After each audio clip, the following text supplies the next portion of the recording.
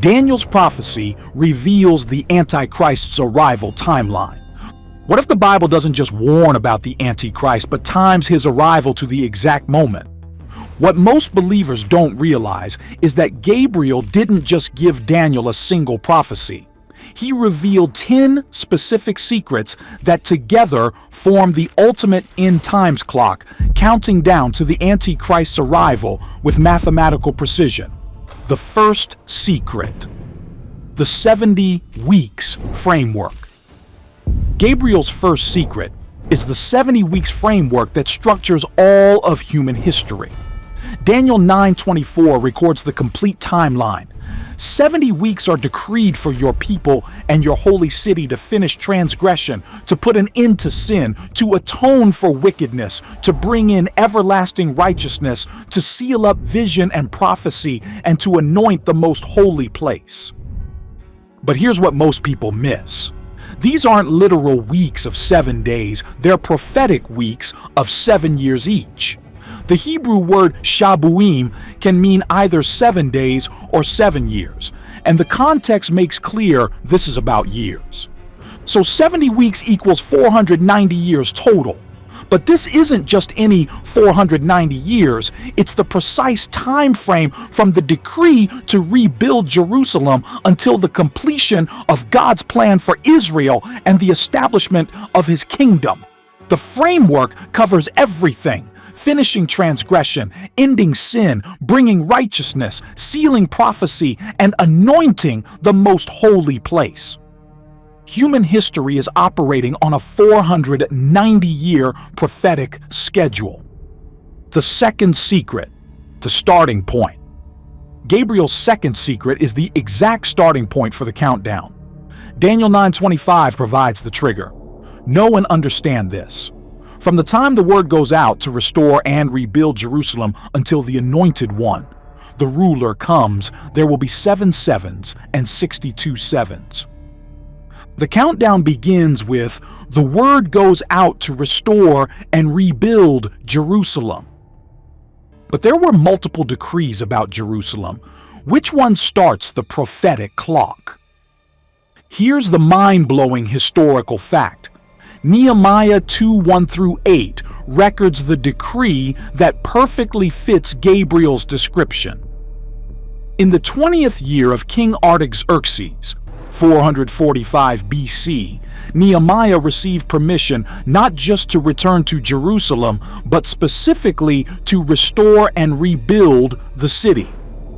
This wasn't just about the temple. It was about rebuilding Jerusalem as a functioning city with walls, gates, and governmental authority. This decree in 445 BC starts Gabriel's prophetic countdown. The third and fourth secrets. Gabriel's third secret is the division of the 70 weeks into specific periods.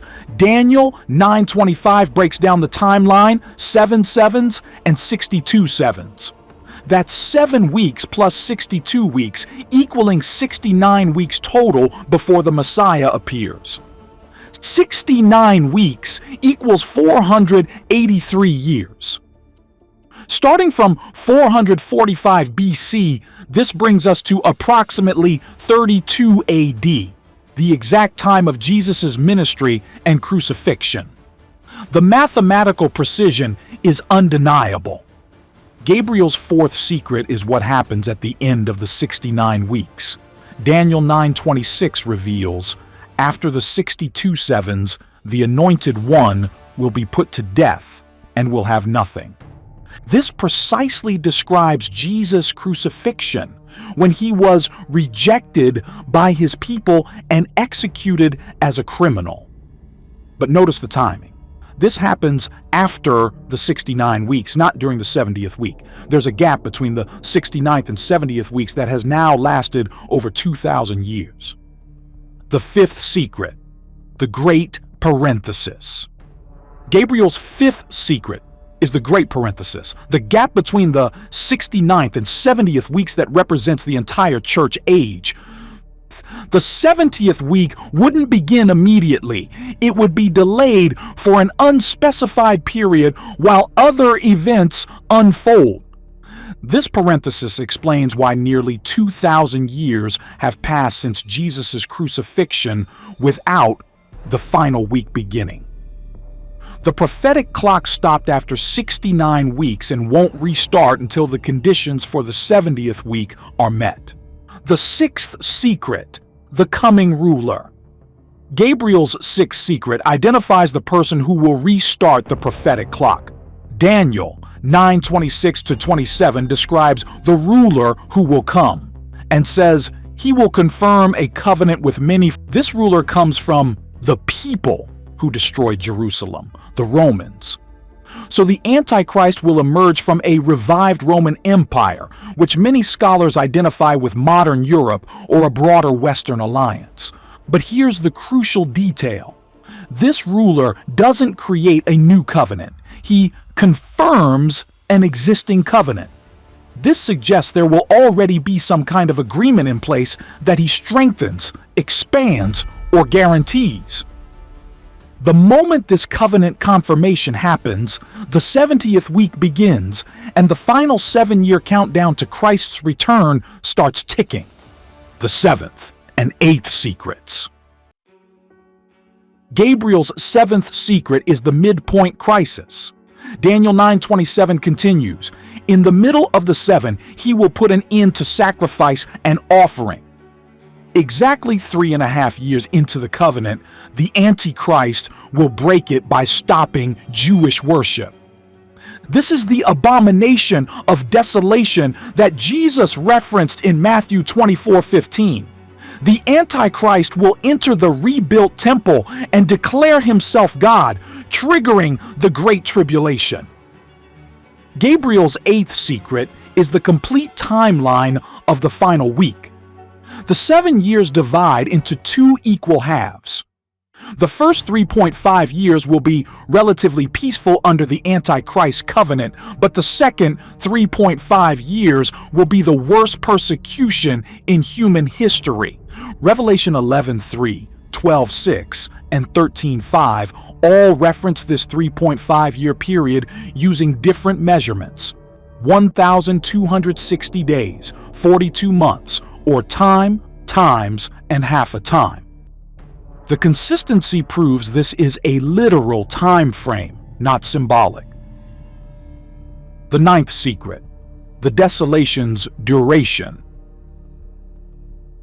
Gabriel's 9th secret concerns how long the desolation will last. Daniel 9:27 concludes, "And at the temple he will set up an abomination that causes desolation until the end that is decreed is poured out on him." The desolation continues until the end that is decreed, meaning it has a predetermined finish date. The Antichrist's reign isn't open-ended. It's limited to exactly 3.5 years from the moment he commits the abomination. But here's what makes this hopeful.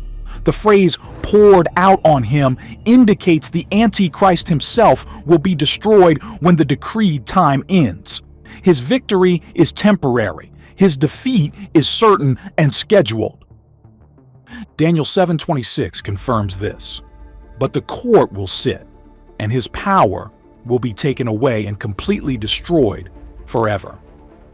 The 10th secret, the ultimate purpose. Gabriel's 10th and final secret is the ultimate purpose of the 70 weeks. Daniel 9:24 lists 6 specific goals that will be accomplished by the end of the 490 years. To finish transgression, to put an end to sin, to atone for wickedness, to bring in everlasting righteousness, to seal up vision and prophecy, and to anoint the most holy place. These goals weren't fully accomplished at Jesus' first coming. They require his second coming and the establishment of his millennial kingdom. The 70th week is designed to complete what the first 69 weeks began. Here's the incredible scope.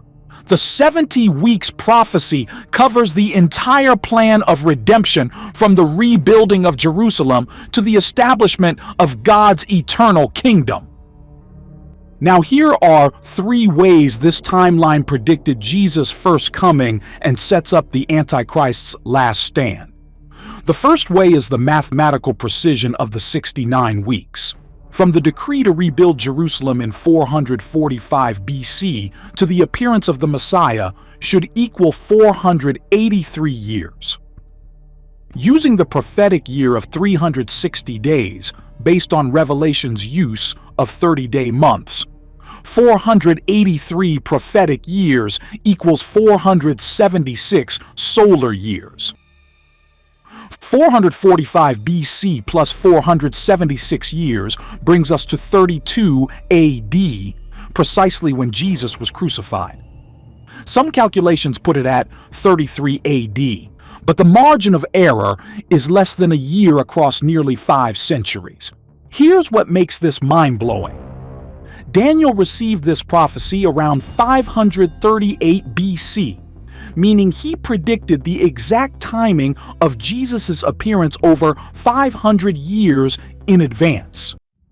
This level of precision is impossible without divine revelation. The second way, the timeline predicted Jesus involves the specific events Gabriel described. Daniel 9:26 says, "The anointed one will be put to death and will have nothing." This perfectly describes Jesus' crucifixion. He was executed as a criminal, rejected by his people, and died with no earthly possessions or political power. At the moment of death, it appeared he had accomplished nothing. But the phrase "will have nothing" can also be translated "but not for himself." This suggests the Messiah's death would be sacrificial for others, not for his own sins. Isaiah 53:8 confirms this interpretation. "He was cut off from the land of the living. For the transgression of my people, he was punished." The third way, setting up the final sequence. The third way involves how Jesus' first coming sets up the Antichrist's last stand. The gap between the 69th and 70th weeks represents the church age, when the gospel goes to all nations. Matthew 24:14 describes this period. "And this gospel of the kingdom will be preached in the whole world as a testimony to all nations, and then the end will come." But here's the prophetic sequence. Jesus' rejection by Israel at his first coming makes possible the Antichrist's acceptance by Israel at his appearance. John 5:43 records Jesus' prophecy. "I have come in my Father's name, and you do not accept me. But if someone else comes in his own name, you will accept him."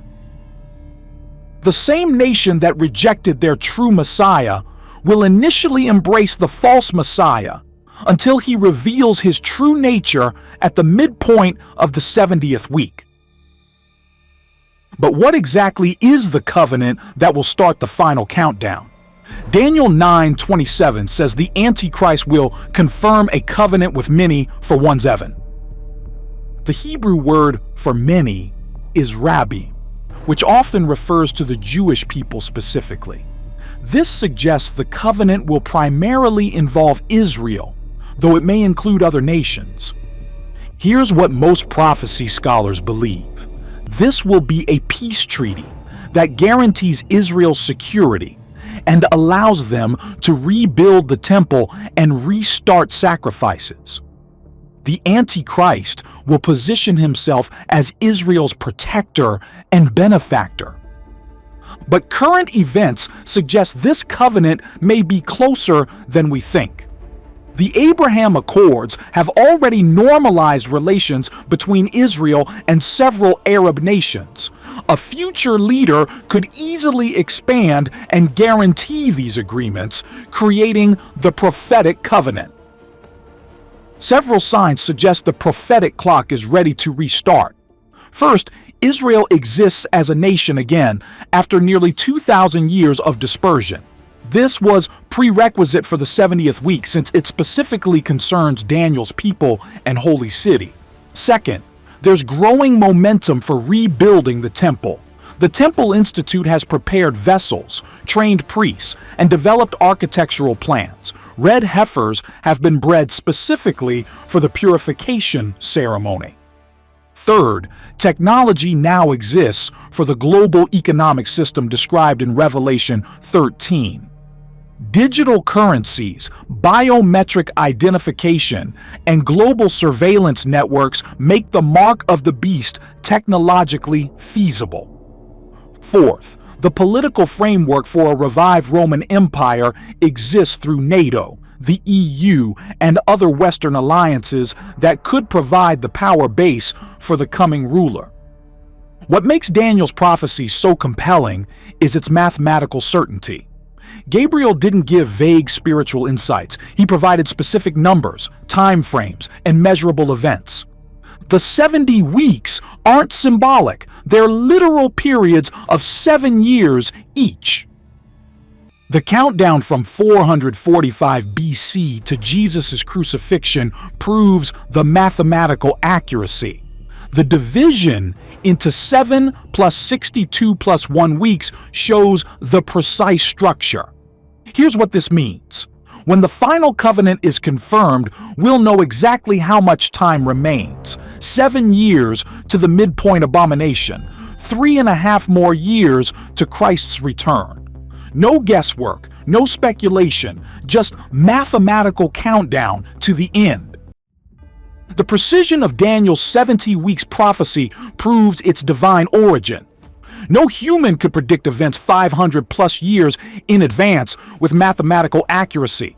The fulfillment of the first 69 weeks guarantees the accuracy of the 70th. But this precision also reveals God's character. He doesn't operate randomly or chaotically. He works according to predetermined plans and schedules. The same God who timed Jesus' first coming to the exact year has timed the Antichrist's arrival and Christ's return with equal precision. Here's the comfort for believers. If God's timing is this precise, His protection and provision are equally reliable. The same divine planning that schedules judgment also schedules deliverance. What if the Bible doesn't just warn about the Antichrist, but times his arrival to the exact moment? Daniel 9 proves it does both. Gabriel's 10 secrets reveal the ultimate end times clock that's been counting down for over 2,500 years. The mathematical precision that predicted Jesus' first coming to the exact year also predicts the Antichrist's final stand with equal accuracy. When he confirms the covenant with many, the 7-year countdown begins, and nothing can stop it. Has the covenant already been signed? Are we seconds away from the final clock ticking down? Current events suggest the stage is set, the players are positioned, and the conditions are aligned. The 70 weeks prophecy isn't just ancient history, it's current events waiting to unfold. The same divine precision that brought Jesus at the appointed time will bring the Antichrist at his appointed moment and Christ's return at the predetermined end. But here's the most important question. Are you ready for what happens when the final week begins? When the most terrifying sign appears, the abomination of desolation, Jesus doesn't say fight, protest, or pray. He says run, not tomorrow. Not after packing. Immediately. Flee to the mountains. Leave your coat. Don't return to the house. This isn't fear, it's obedience. In a culture that celebrates standing your ground, Jesus commands escape. Why? Because this single event marks a spiritual emergency like no other. The time for reflection will be over. The time for prayer, past. When you see it, everything changes. If you're not ready to move, you may not survive. The ultimate warrior's strategy? Evacuation, not confrontation. And it's urgent. What most believers don't understand is that Jesus' flee command isn't cowardice. It's tactical wisdom from the ultimate military strategist. Hidden within his urgent warnings are 7 critical reasons why running is the only correct response to this specific crisis. But even deeper are 4 shocking reasons why Jesus directly links fleeing to successful escape and survival. This isn't just advice. It's a divine emergency protocol that could mean the difference between life and death for every believer alive when the abomination appears. The flee command is tied to one specific moment in history. Matthew 24:15-16 record. Jesus' exact words. So when you see standing in the holy place, the abomination that causes desolation, spoken of through the prophet Daniel, let the reader understand. Then let those who are in Judea flee to the mountains.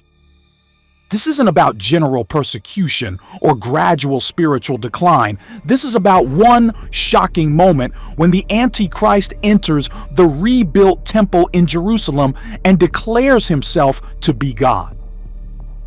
This single act triggers the most intense persecution in human history. But here's what will blow your mind. Jesus treats this moment like a fire alarm. When you hear a fire alarm, you don't debate whether there's really a fire. You don't stop to pack belongings. You don't call friends to discuss options. You evacuate immediately because delay equals death. The abomination of desolation is God's fire alarm for the end times. When it sounds, intelligent people run without hesitation. The historical pattern of divine flight commands. But Jesus' flee command follows a biblical pattern that spans thousands of years. Throughout Scripture, God has repeatedly told his people to run from judgment rather than resist it. Genesis 19:17 records the angel's command to Lot, "Flee for your lives. Don't look back, and don't stop anywhere in the plain. Flee to the mountains, or you will be swept away." Lot ran from Sodom and survived. His wife looked back and died. 1 Kings 19:3 describes Elijah's response to Jezebel's threats. Elijah was afraid and ran for his life. This wasn't cowardice. Here's the mind-blowing pattern. Every time God tells people to flee, those who obey immediately survive. Those who hesitate or look back perish. The flee command has a perfect success rate throughout biblical history. Now here are 7 urgent reasons why believers must run, not resist, when the abomination appears. The first reason is that divine wrath, not just human persecution, is about to be poured out on the earth. Daniel 12:1 describes what follows the abomination. There will be a time of distress such as has not happened from the beginning of nations until then. This isn't just political upheaval. It's God's judgment on a world that has rejected his Son. Revelation 16 describes the 7 bowls of God's wrath that will be poured out after the abomination appears. Rivers turn to blood. The sun scorches people with fire. Massive earthquakes level cities. This isn't human persecution you can resist. It's divine judgment you must escape. When God decides to judge the earth, the only safe response is to be where he tells you to be. Fighting divine wrath is like trying to punch a hurricane, impossible and deadly. The second reason believers must flee is that supernatural evil will be unleashed at levels never before experienced. 2 Thessalonians 2:9 describes the Antichrist's power. The coming of the lawless one will be in accordance with how Satan works. He will use all sorts of displays of power through signs and wonders that serve the lie. This isn't just political oppression, it's demonic manifestation on a global scale. Revelation 9:1-3 describes demons being released from the bottomless pit. The fifth angel sounded his trumpet, and I saw a star that had fallen from the sky to the earth. The star was given the key to the shaft of the abyss. When he opened the abyss, smoke rose from it like the smoke from a gigantic furnace. Here's what most people don't understand. You cannot fight supernatural evil with natural weapons. Physical resistance is useless against spiritual enemies. The only defense against unleashed demons is to be in the place God has prepared for protection. The third and fourth urgent reasons. The third urgent reason to flee is that the persecution will be immediate and total. Revelation 13:7 describes the scope. It was given power to wage war against God's holy people and to conquer them. And it was given authority over every tribe, people, language, and nation. This isn't gradual persecution you can adapt to. It's instant, worldwide warfare against Christians. There will be no time to organize resistance, build alliances, or develop strategies. The persecution will be so swift and complete that only those who flee immediately will escape. The fourth urgent reason is that technology will make hiding impossible except in God's prepared places. Modern surveillance, satellite tracking, facial recognition, and digital monitoring mean there are no human hiding places left on Earth. But here's the incredible truth. The mountains and wilderness areas where Jesus tells people to flee are the few places on Earth where modern technology becomes useless. GPS fails in deep canyons. Satellites can't penetrate cave systems. Facial recognition requires cameras that don't exist in true wilderness. God's escape plan takes advantage of technology's limitations. The fifth urgent reason, the mark enforcement. The fifth urgent reason to flee is that the mark of the beast will be enforced immediately after the abomination appears. Revelation 13:16-17 describes the system. It also forced all people, great and small, rich and poor, free and slave, to receive a mark on their right hands or on their foreheads so that they could not buy or sell unless they had the mark. Once the abomination appears, believers will have perhaps days or weeks before the mark becomes mandatory.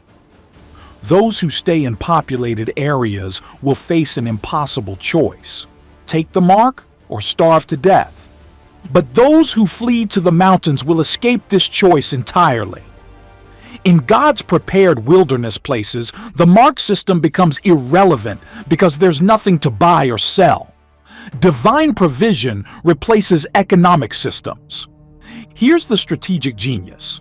By fleeing before the mark is enforced, believers avoid the ultimate spiritual trap that will damn billions of souls. The sixth urgent reason to flee is that family relationships will become deadly traps. Matthew 10:21 warns, "Brother will betray brother to death, and a father his child. Children will rebel against their parents and have them put to death."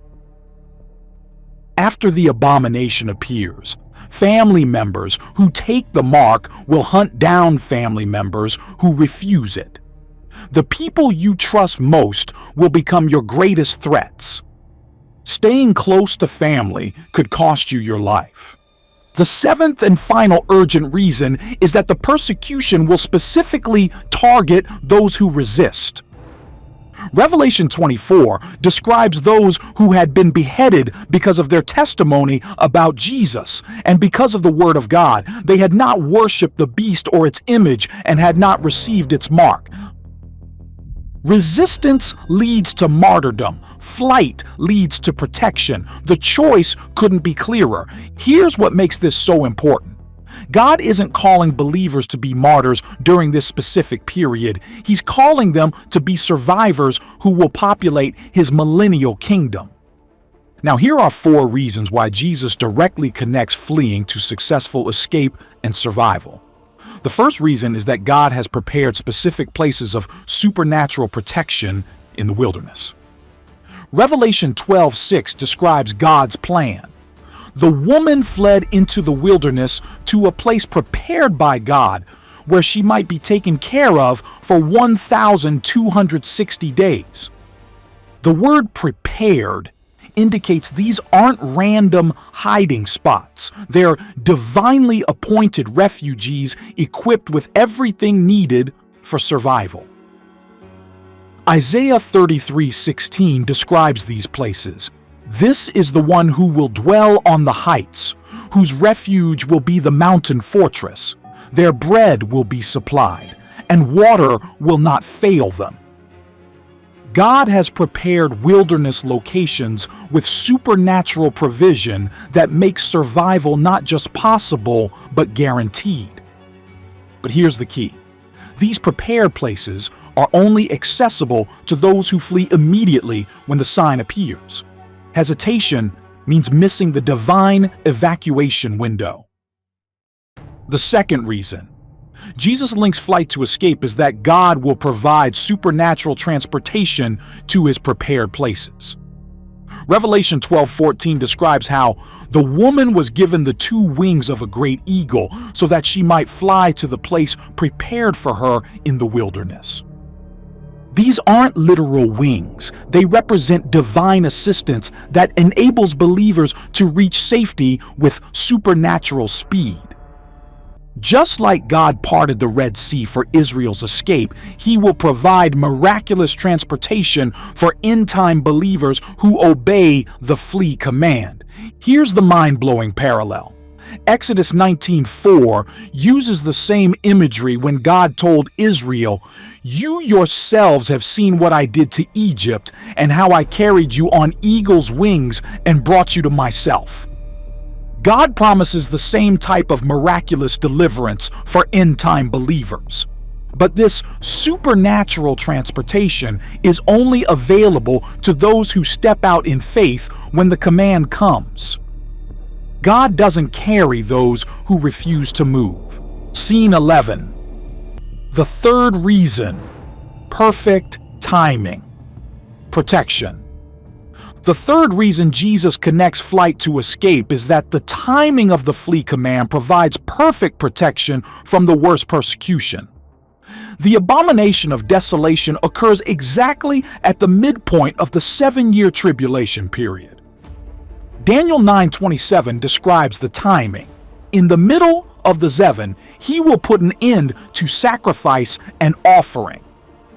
This means believers who flee when the abomination appears will avoid the entire second half of the tribulation, the period Jesus called the Great Tribulation. Matthew 24:21-22 describes this period. For then there will be great distress, unequaled from the beginning of the world until now, and never to be equaled again. If those days had not been cut short, no one would survive, but for the sake of the elect, those days will be shortened. By fleeing at the midpoint, believers escape the worst 3.5 years of human history and enter divine protection for the exact same period. The fourth reason Jesus links flight to escape is that fleeing represents strategic spiritual warfare, not cowardly retreat. When believers flee to God's prepared places, they're not running from the battle. They're repositioning for victory. Ephesians 6:12 reminds us that our struggle is not against flesh and blood, but against the rulers, against the authorities, against the powers of this dark world, and against the spiritual forces of evil in the heavenly realms. Physical resistance against spiritual enemies is not just useless, it's strategically foolish. But fleeing to God's prepared places puts believers under direct divine protection where they can engage in effective spiritual warfare through prayer and intercession. Here's the tactical genius. While the world fights the Antichrist with human weapons and loses, believers in the wilderness fight with spiritual weapons and win. Their prayers from the place of safety become more powerful than any human resistance. Scene 13. The urgency factor in Jesus' warning. But what makes Jesus' flee command so urgent is the timeline involved. Matthew 24:17-18 emphasizes the need for immediate action. Let no one on the housetop go down to take anything out of the house. Let no one in the field go back to get their cloak. This language suggests believers will have minutes, not hours, to respond once the abomination appears. The window of escape will be incredibly brief. Here's why this matters. Modern communication means news of the abomination will spread globally in minutes. But it also means the Antichrist response, hunting down those who refuse to worship him, will begin just as quickly. The believers who survive will be those who are spiritually and mentally prepared to move instantly when they see the sign.